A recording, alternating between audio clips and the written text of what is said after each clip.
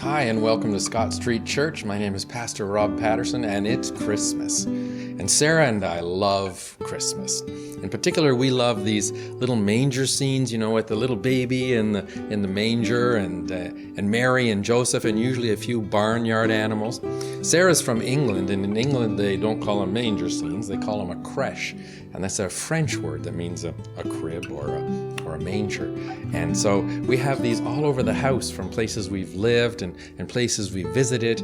It's interesting how different they are. Sometimes Jesus is a little baby with blue eyes, and my Jewish friends, none of them have blue eyes. They have beautiful brown eyes. In one of my manger scenes from Africa, there are elephants in the manger, and we're pretty sure that there were no elephants in the manger in Jerusalem at the time of Jesus' birth.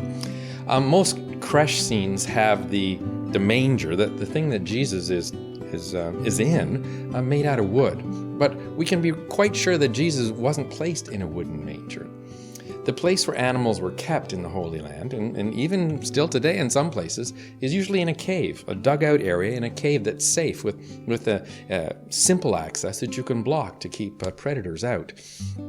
And troughs, a manger where Jesus would have been, are oftentimes just carved out of stone.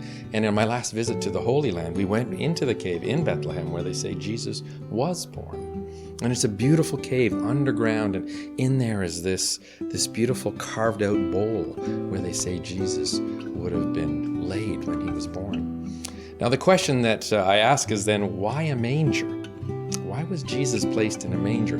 He was a king. He was a king. He was a prince. He was the Son of God. Why a manger? Why not a palace? And there's two words that are key at Christmas: humility and accessibility.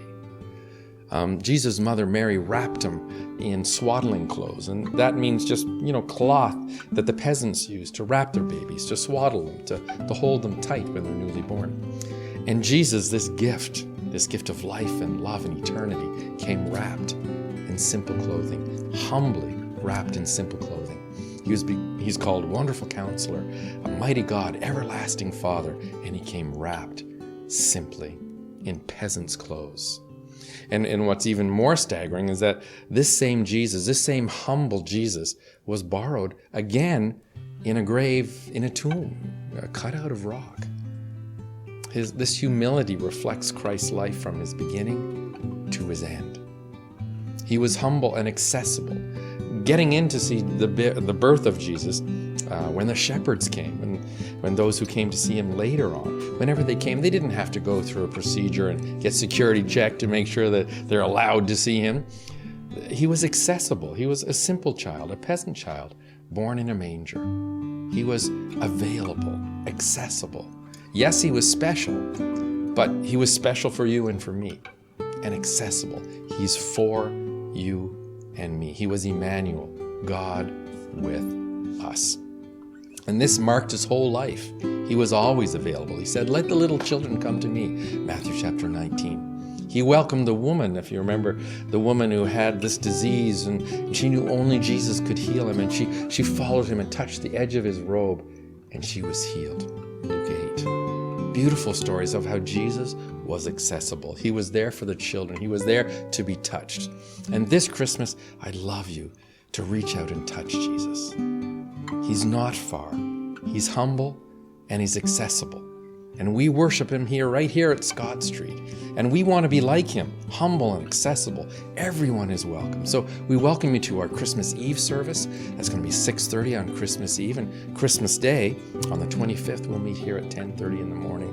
And we'll celebrate our King, our humble, accessible King. Every Sunday we meet here at 10:30, and you're always welcome to join us in worship of this child, this humble child King, Jesus Christ.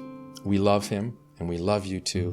And you're welcome here to Scott Street for the next few weeks as we work through Advent until the celebration of Jesus' birth on the 25th. And when you come and have a picture by our photo booth here that I'm standing in front of.